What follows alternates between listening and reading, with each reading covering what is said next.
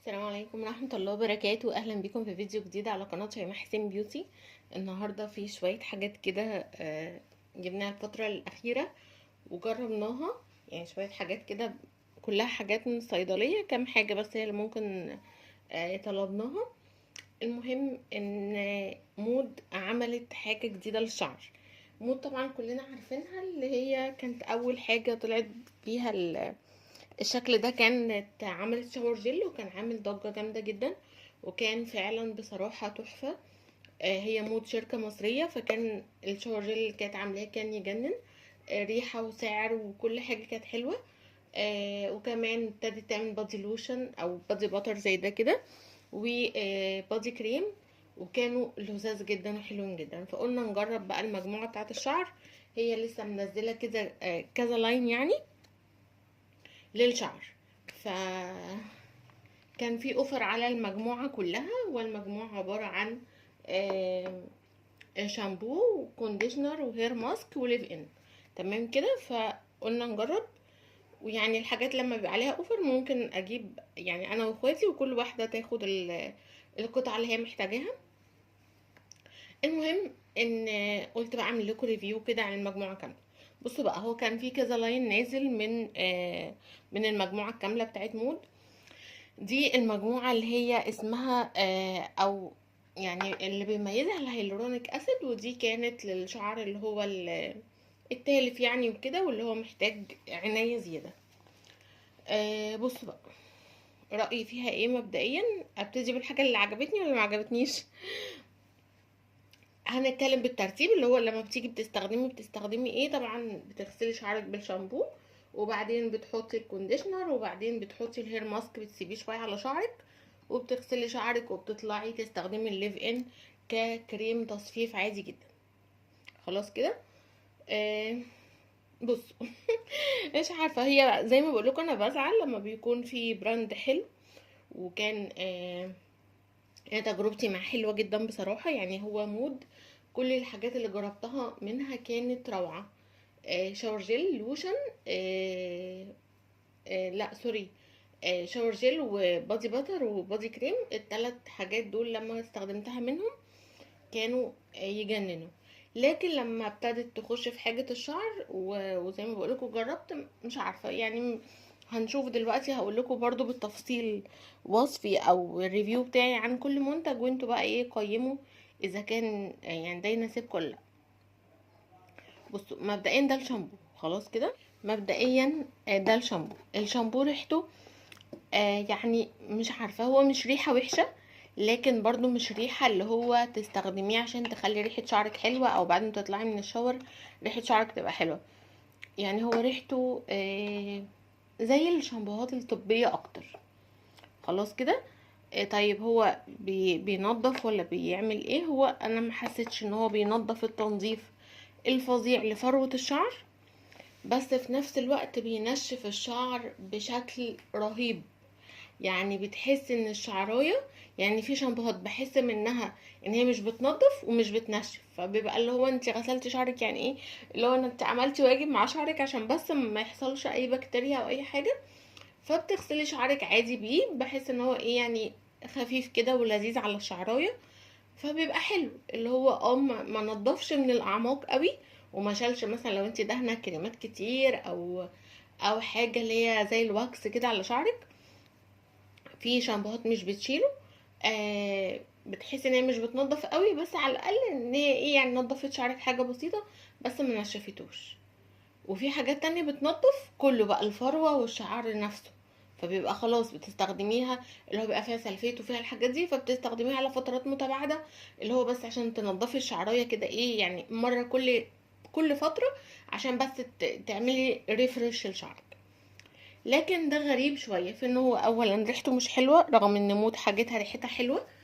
كنت متوقعه ان هو ريحته تبقى حلوه جدا، بس لا، ريحته مش حلوه خالص. ريحته زي ما بقول لكم زي الشامبوهات الطبيه اللي ملهاش ريحه.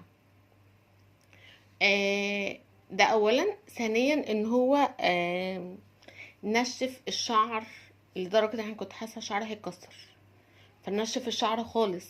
انا شعري اصلا طبيعته جاف، فده نشف الشعر تماما. ما حسيتش برضو اللي هو لما غسلت بيه شعري وفروة شعري كده، ما حسيتش ان هي فروة الشعر كده نطفت كده وحاسه انت بتحسيها وانت بتاخدي شاور. فلا ما حسيتش كده خالص. ف...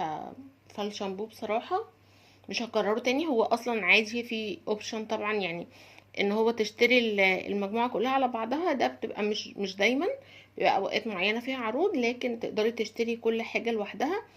كل قطعه من القطع دي 100 وحاجه، 100 وحاجه كتير، يعني 100 اكتر من 150. فلا انا لو هرجع اشتري تاني هستثنى الشامبو خالص بصراحه، ما عجبنيش. وبرده لو حد جرب المجموعه اكيد طبعا قولوا لي رايكم ايه. الكونديشنر، بصوا بقى، انا برضو موضوع الباكج في الحاجات اللي انتي بتاخدي شاور دي بتهمني قوي، وخصوصا لو معاكي بيبي صغير وكده وبتبقي عايزه اللي هو تاخدي شاور بسرعه جدا. فبيبقى الحاجه انت عايزه حاجه يعني ايه تنجز معانا وتزق معانا الدنيا. فالكونديشنر حلو قوي، حلو بصراحه.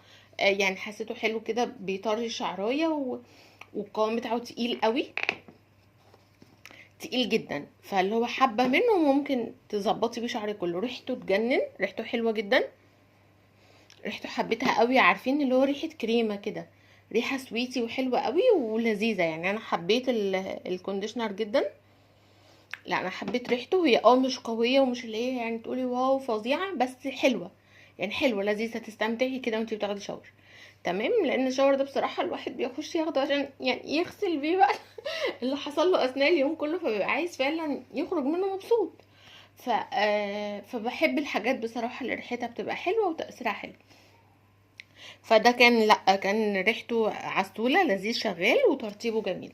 المشكلة كلها بايه بقى، في ايه بقى، في الباكج. فظيع فظيع. اللي هو تعملي كده، تقعدي تعملي كده، دي مليانة على اخرها، يعني ما استخدمناش الا مرة او مرتين، بس تعملي كده، تقعدي تعملي وتدوسي وتضغطي وتقفي برجلك عليها وتعملي حاجات عشان تاخدي شوية بلسم.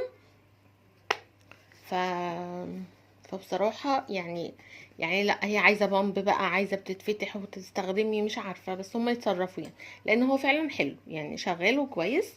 بس برضو للأمانة مش اللي هو هسعى ان انا ادور عليه واجيبه وفرق معايا جدا. يعني في حاجات تحس ان هي لا طفرة كده، اللي هو لا فعلا انا محتاجاها.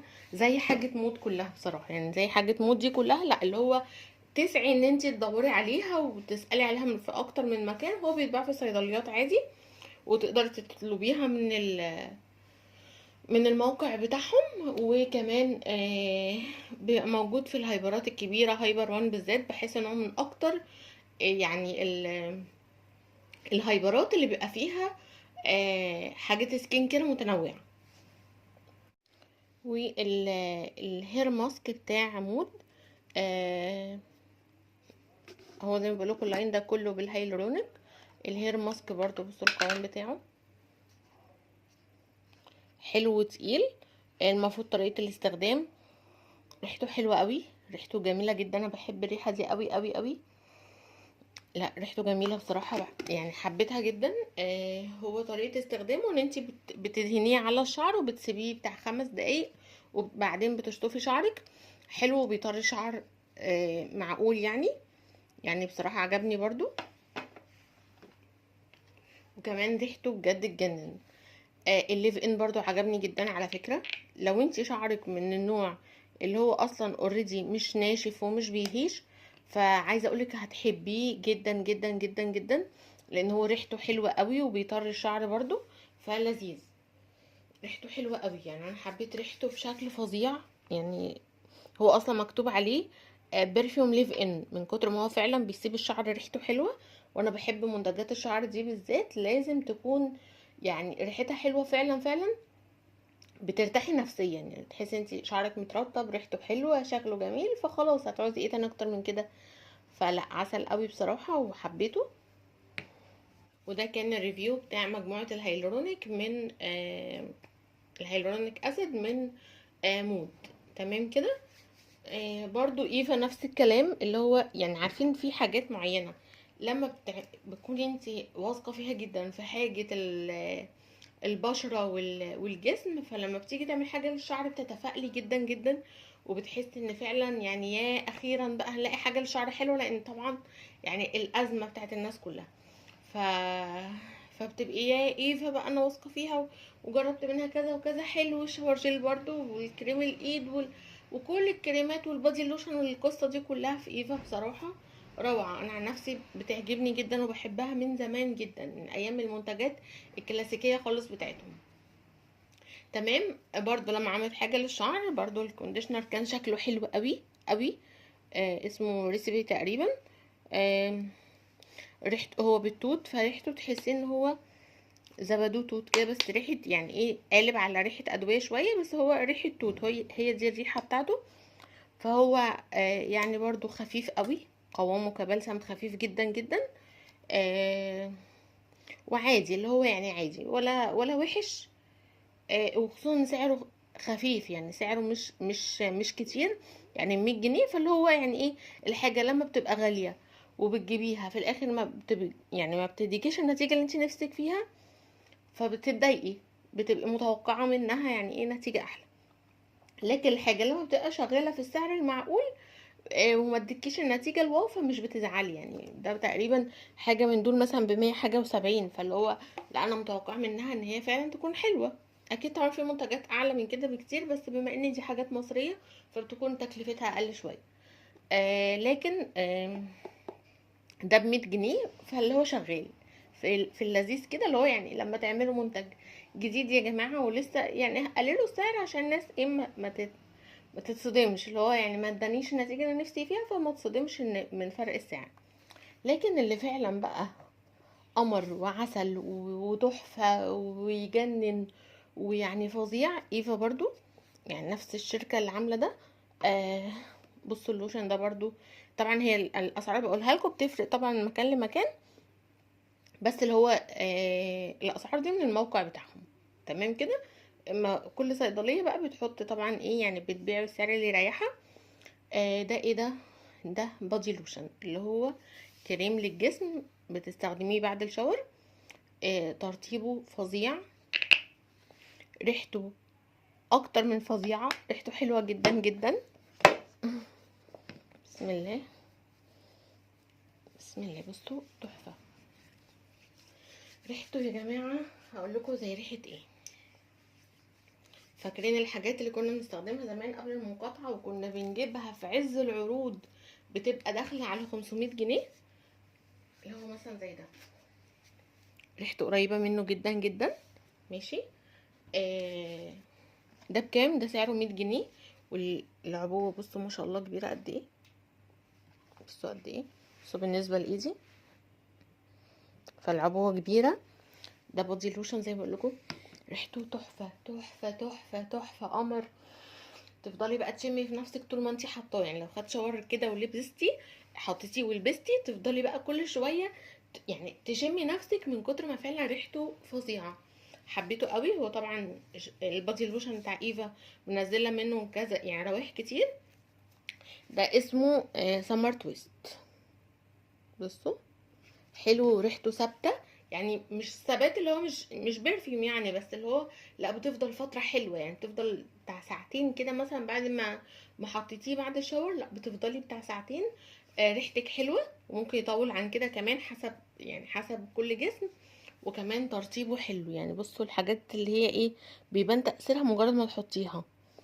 فلا حلوة قوي قوي، وموجود اعتقد في كل الصيدليات.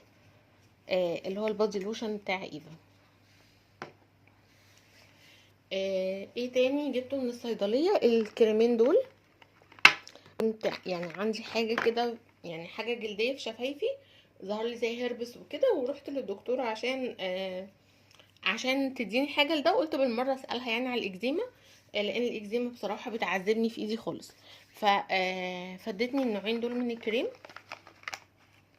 حلو قوي. ده كريم عادي، ده كريم خاص يعني بموضوع الاكزيما والحاجات اللي زي كده، بس بصراحة حلو قوي. عشان في ناس كتير كانت بتسألني لما بتكلم عن موضوع الاكزيما على قناتي التانية. انا عندي قناة تانية اسمها يوميات مسلمة، فلما بتكلم فيها على الاكزيما، هي قناة يوميات، فبيقولوا لي ايه اللي بتستخدميه.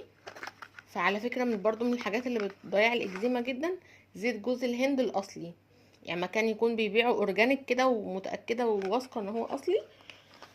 بصراحة فظيع مع الاكزيما ومع اي يعني اي تشققات خالص في الايد او في الرجل.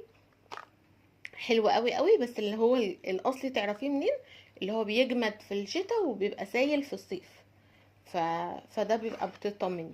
لكن لو مش متوافر، فالكريم ده من الصيدليه اسمه كده، بتحطيه قبل النوم مره واحده. وكان سعره كام؟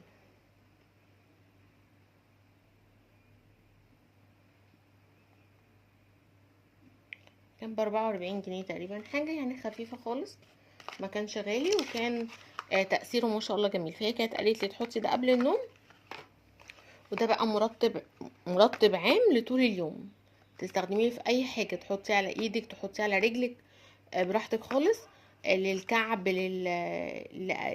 لايديكي. وكان سعره 60 جنيه، وهو 50 جرام. بس هو طبعا في حاجات يعني المكونات بتاعته في بنسينول، وفي الوفيرا، وفي ريتينول، وفي كذا حاجة. فبصراحة عجبني جدا، وكمان استخدامه ريحته اولا حلوة قوي.